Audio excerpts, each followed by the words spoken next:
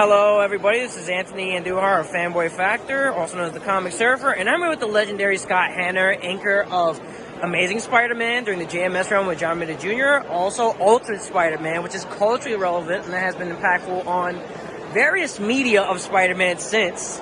So the first thing I want to ask you, Mr. Hanna, is what's it been like seeing some of the work that you've contributed to in Ultimate Spider-Man kind of proliferated in various medias, from the classic Ultimate Spider-Man video game from 2005 to Spider-Verse? It's weird because you have to realize that every iteration is a variation on what you originally did.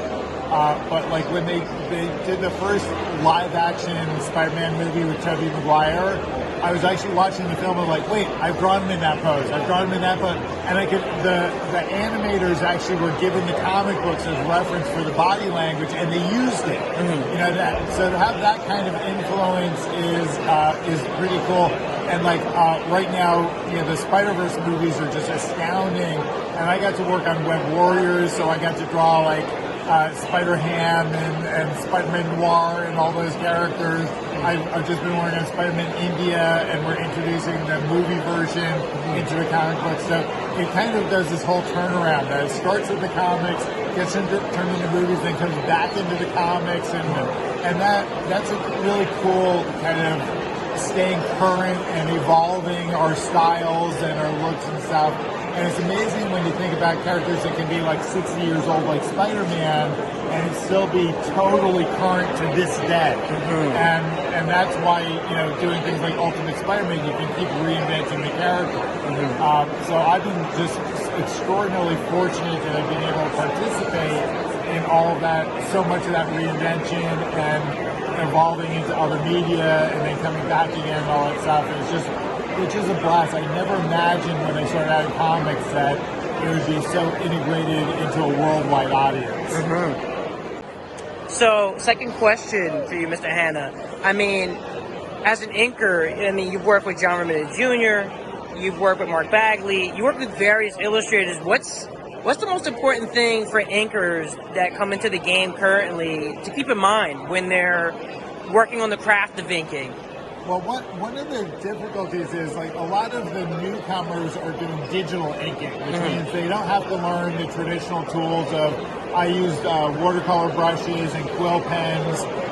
The tool doesn't matter, but you still have to know what to do with your lines.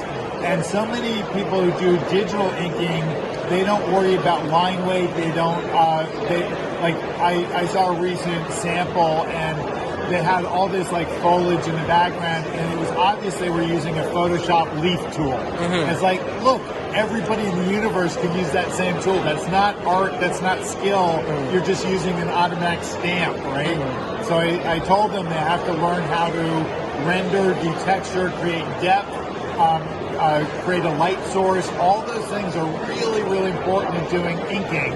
And to understand that stuff, you have to know how to draw. Mm-hmm. So people who say, oh, I'm going to become an inker because I can't draw well, baloney. You're not going to cut it. So you have to be able to enhance the artwork, bring it to another level, and then hopefully the colors is going to do the same thing. When it gets to their shades, they're going to enhance it even more. So when I work on a book like the JMS run of Amazing Spider-Man, the writer gave us fantastic scripts. The penciler did great storytelling. I enhanced that storytelling, added textures and dimension and detail. Then the colorist stepped it up even further and added like shine to the webbing and reflections and you know, modeling and stuff. And between all four of us, we came up with something greater than any one of us could have done by ourselves. Mm-hmm. But inking is one of those misunderstood things that people are like, oh, it's just black lines. Like, no, there's a lot more to it than that. And you really have to study. He does his stage, and we're both like, wow, this is fantastic. Wow, this is fantastic. And we just love working together because we trust each other. We know we trust each other as being just consummate artists. And that's one of the good things about the modern run is that we're building that run off of what we did 20 years. And we worked together in Spider-Man for like 10 years solid without skipping a beat. And so that foundation is like just coming home again. You know, there's absolute trust. There's always challenges because every new writer gives you new stuff to do. Like we're working on like Spider-Man Gang War right now, and there's like tons of bad guys all over the place, extra heroes around, and we're like, whatever happened to just Spider-Man fighting one villain? It's like, no, we're not doing that right now.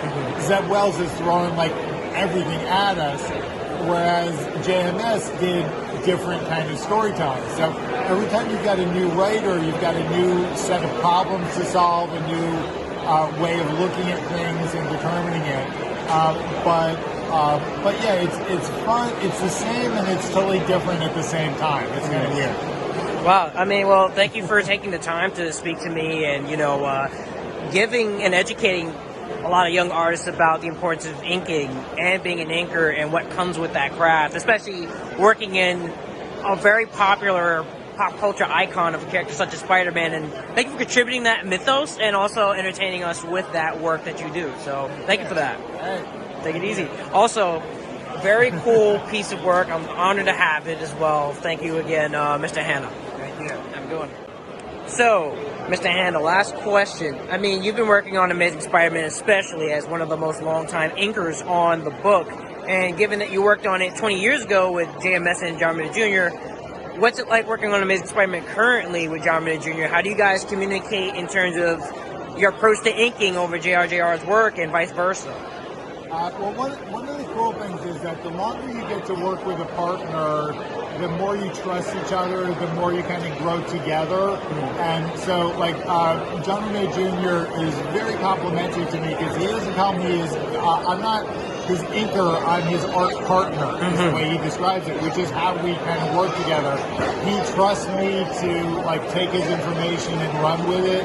I trust him to give me great storytelling and really solid forms, but he gives me the room to put in my own personality to it, but still keep his essence.